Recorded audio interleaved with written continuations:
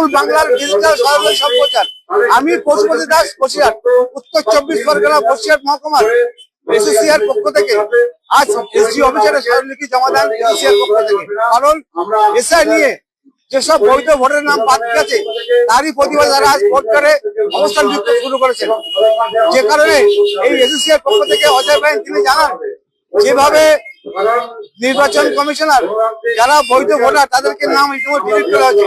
ইতিমধ্যে আপনারা দেখেছেন বসিরহাট মহকুমায় বিভিন্ন পঞ্চায়েতে, বিভিন্ন বিধানসভায় প্রচুর বৈধ ভোটারের নাম বাদ গেছে। তারা বিক্ষোভ দেখানো, আমি সেই ছবি আপনাকে দেখাবো যে এখানে কিন্তু এসএসসিআর পক্ষ থেকে অবস্থান বিক্ষোভ শুরু করেছেন যে কোন রকম ভাবে 2026-এ যে সমস্ত বৈধ ভোটার যারা 21-এ 24-এ যারা ভোট দিয়েছে তাদেরকে ভোট দিতে হবে। কারণ যারা 2002 সালের লিস্টে যাদের নাম আছে সেই নামকে তারা বাদ দেওয়া হয়েছে।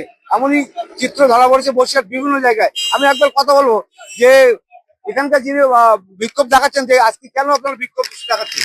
আমরা বিক্ষোভ দেখাচ্ছি এই কারণে যে এসআইআর এর নাম করে তারা যে লক্ষ লক্ষ বৈধ ভোটারকে যে বেনাগরিক করলো এবং তার পরিণতিতে আজকে মানুষ চরম অশান্তির মধ্যে রয়েছে। আমরা চাইবো যে সাপ্লিমেন্টারি কপিতে তাদের নাম 23 তারিখে ওঠেনি, লক্ষ লক্ষ মানুষের নাম বাতিল করা হয়েছে, সেই নামগুলো যাতে অবিলম্বে ওঠে এবং সেগুলো এসডিও বিডিও মারফত যাতে সেখানে সহজে তুলতে পারে এবং যাদের পর্যাপ্ত কাগজ নেই তাদের ফিল্ড ভেরিফিকেশন করে যাতে নাম ওঠে তারপরে ভোট করা। যদি নাম না তুলতে পারে নির্দিষ্ট সময়ের মধ্যে, তাহলে 2025-এর যে ফাইনাল তালিকা ভোটার লিস্ট বেরিয়েছিল যেখানে বৈধ নাগরিকদের নাম আছে সেই তালিকা ধরে ভোট করার জন্য আমরা আবেদনটা করব এসডিওর কাছে।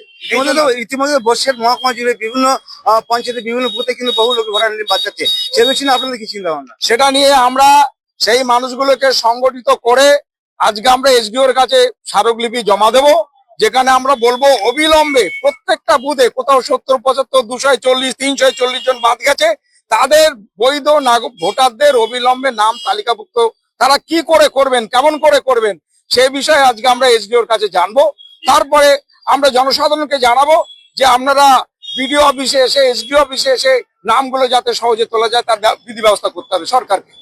আপনারা জানতেই পাচ্ছেন যে তিনি বলছেন যে যারা 2025 সালে যে ভোটার লিস্ট সাপ্লিমেন্টারি বেরিয়েছিল সেটাকে দেখে সেই অনুযায়ী তাদেরকে নাম তুলতে হবে, তা নাহলে আগামী দিন আমরা বৃহত্তর আন্দোলন যেতে বাধ্য হবো বলে এমনই জানিয়েছেন সংস্থার পক্ষ থেকে। ইতিমধ্যে এসএসসিআর পক্ষ থেকে বলা হয়েছে যে বসিরহাট মহকুমা জুড়ে কিছু কিছু বুথে 70, 80, 100, 200, 300 এবং 200 এমন ভোটার যারা বৈধ তাদের নাম বাদ গেছে।